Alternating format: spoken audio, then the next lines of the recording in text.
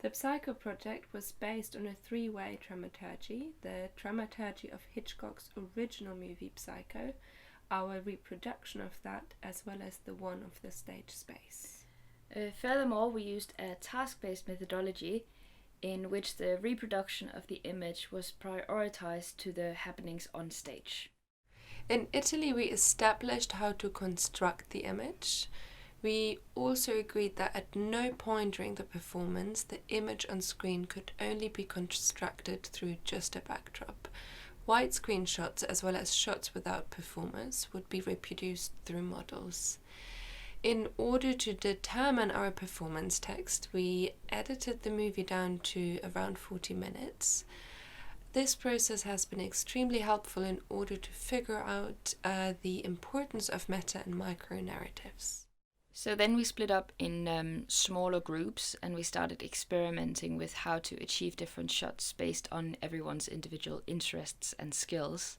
And after having seen 887 by Robert Lepage, we were quite fascinated about the idea to use models in the stage space. So we decided together with Emily to experiment with one of the potential model shots, which was the swamp. And in order to avoid having our hands in the shot, we experimented with the use of tracks to move the car into the swamp. We also discussed using magnets or invisible thread or wire to do this. Furthermore, we discussed how we could represent the characters in the model, and we came up with different possibilities, such as using figurines or projections, as well as two-dimensional cutouts. And this experiment proved that the model shots could provide the solution to difficult shots. For the visual language of the piece, Pete suggested something stylized, abstract, and rough-looking on stage, but great on camera. So we started experimenting with colored pencils, as well as oil pastels and digital drawings.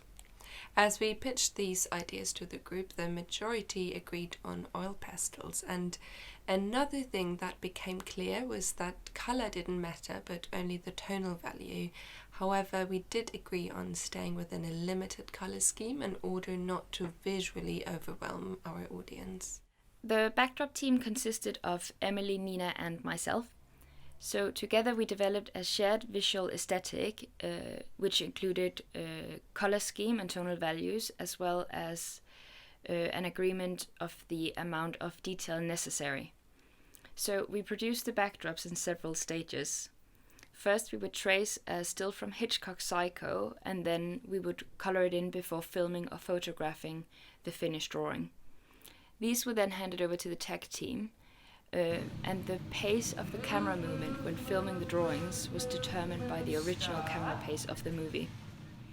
During the performance, the backdrops were used as a visual track determining the time of each frame of the reproduced image. In the first scenes, the collective revealed the methodologies of the project to the audience. This meant that the backdrops had to reflect this concept. In the office scene, the interaction between performer and backdrop wasn't yet revealed. However, the backdrops hinted the strategy through animated doors. Moreover, Pete was also keen about the idea of including the actor's shadows in the shot. However, in our experimentation, this in some way appeared too comical and was therefore decided against. As we analyzed the following scene in Marian's bedroom, the complexity of Hitchcock's cinematography became clear. The previous scene in the office consisted of merely stills and simple pans. However, in this scene, he also tilted and followed the performer with the camera. And we solved this issue by expanding the backdrops, so this would provide the camera people and performers on stage more freedom in achieving a perfect shot. So they had the freedom of angling the camera the way they wanted, and the performers had the freedom in positioning themselves on stage.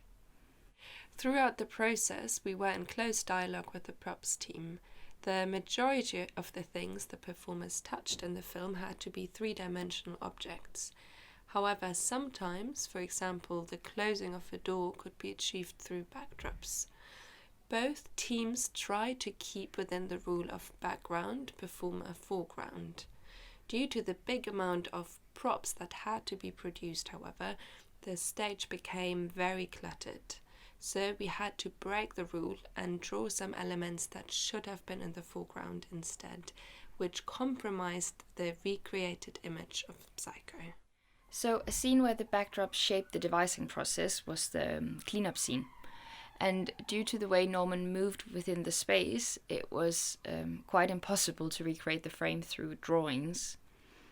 And as this happened after the shower scene, it was actually okay to start breaking our established rules.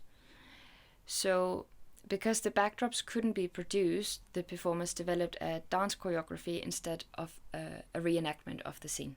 To complement the stage image, we decided within the design team that we wanted one model, including house and motor for the widescreen shots, as well as producing separate models for the interior shots. So Anne and I volunteered to work on the exterior shots that included the hill and the swamp. While planning the size of the model, we worked with architectural plans taken from a book by Stephen Jacobs called The Wrong House, The Architecture of Alfred Hitchcock. And we calculated the size of the hill based on the amount of steps from the ground plan and average height of a step. We then built the hill around the staircase using styrofoam, card, as well as covering it with a mixture of polyfiller, tea, and sisal. And throughout building the models, we constantly checked the tonal values. For example, what color or texture would look best in black and white. When building the swamp, we decided to use a hook attached at the bottom of the basin and feed a fishing wire through the other side so the car could be pulled down smoothly. As for the swamp material, we considered different possibilities such as water mixed with food color, thin porridge, water mixed with clay, as well as cornstarch. Since we had 3 performances, it was important for us to find a material that wouldn't damage or permanently color the car. After several experiments, we then decided to use darkened cornstarch.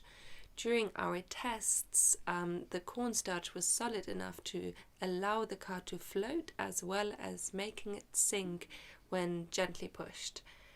However, we were unaware of the fact that cornstarch hardens over time, so unfortunately the swamp had turned stiff during the performance, which almost made it impossible for the car to sink.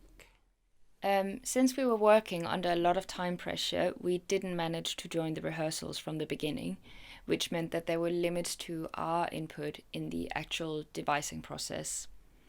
This also affected our involvement in the choreography of the overall piece, because in the performances we controlled the models as we knew how they had to be handled.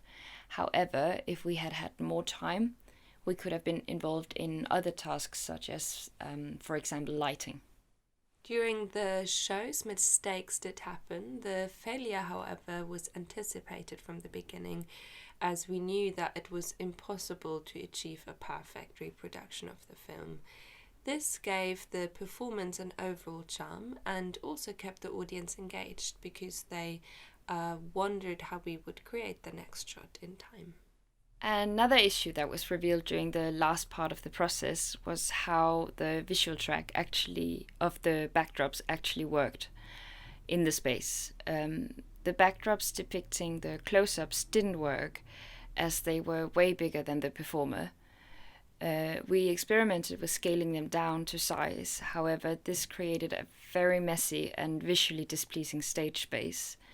So because of this, we unfortunately had to move away from the task-based dramaturgy and prioritize the stage image above the created image of Psycho. This issue might have been solved if we had performed in a bigger space, such as the platform theatre. This would have allowed the performer to be further away from the projection screen, thereby appearing bigger against the visual track.